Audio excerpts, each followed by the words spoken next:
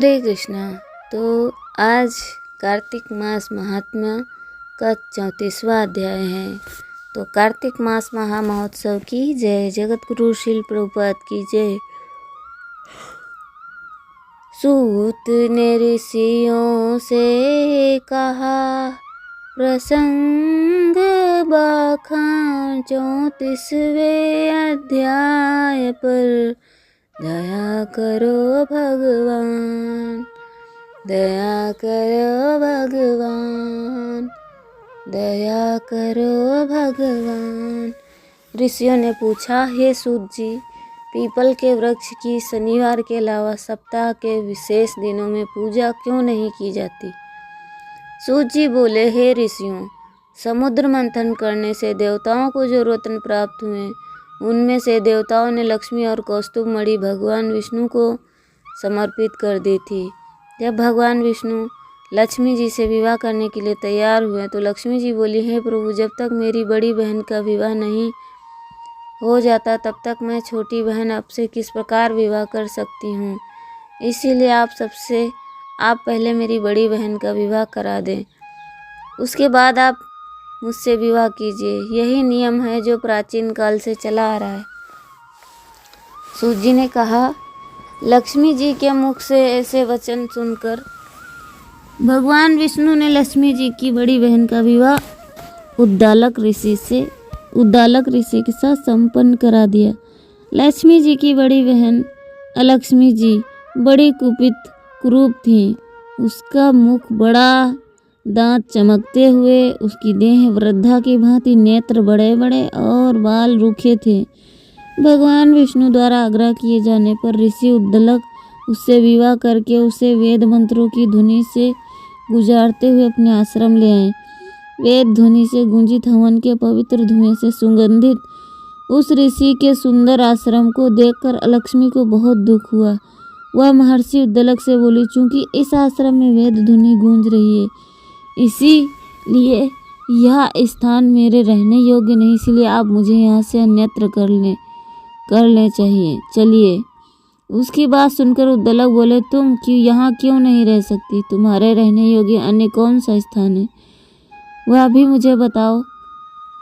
अलक्ष्मी बोली, जिस स्थान पर वेद की ध्वनि होती हो, अतिथियों का आदर सत्कार किया जाता हो, यज्ञ आदि होते हो, ऐसे स्थान पर मैं नहीं रह सकती। जिस स्थान पर पति पत्नी आपस में प्रेम में रहते हों, पितरों के निमित्त यज्ञ होते हों, देवताओं की पूजा होती हो, उस स्थान पर मैं भी नहीं रह सकती।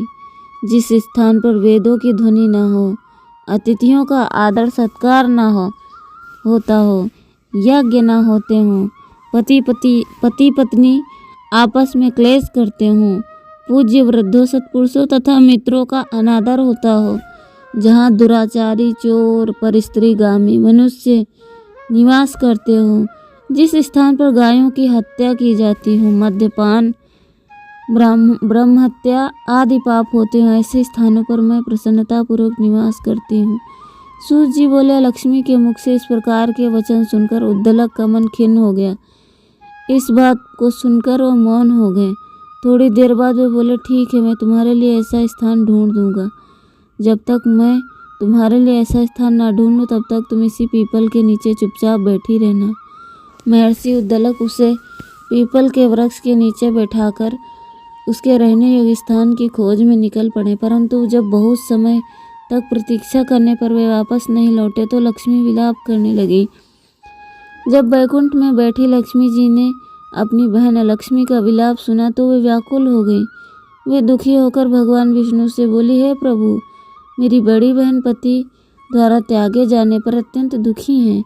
यदि मैं आपकी प्रिय पत्नी हूँ तो आप उसे आश्वासन देने के लिए उसके पास चलिए।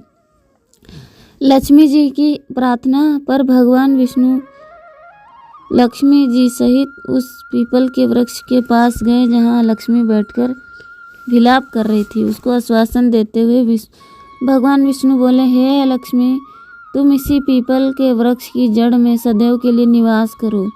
इसीलिए इसकी उत्पत्ति मेरे ही अंश से हुई है और इसमें सदैव मेरे ही निवास रहता है। प्रत्येक वर्ष गृहस्थ लोग तुम्हारी पूजा करेंगे और उन्हीं के घर में तुम्हारी छोटी बहन का वास होगा। स्त्रियों को तुम्हारी पूजा विभिन्न उपहारों से करनी चाहिए।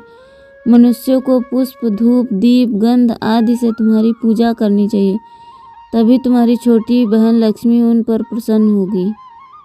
सूत जी बोले, ऋषियों, मैंने आपको भगवान श्री कृष्ण, सत्यभामा तथा पृथु नारद का संवाद सुना दिया है, जिसे सुनने से ही मनुष्य के समस्त पापों का नाश हो जाता है और अंत में वैकुंठ को प्राप्त करता है। यदि अब भी आप लोग कुछ पूछना चाहते हैं तो उससे पूछिए, मैं उसे अवश्य कहूँगा। सूत जी के वचन सुनकर शौनक आदि ऋषि थोड़ी देर तक प्रसन्नचित वहीं बैठे रहे। तत्पश्चात वे लोग बद्री नारायण जी के दर्शन हेतु चल दिए। जो मनुष्य इस कथा को सुनता है या सुनाता है, उसे इस संसार में समस्त सुख प्राप्त होते हैं। हरे कृष्ण।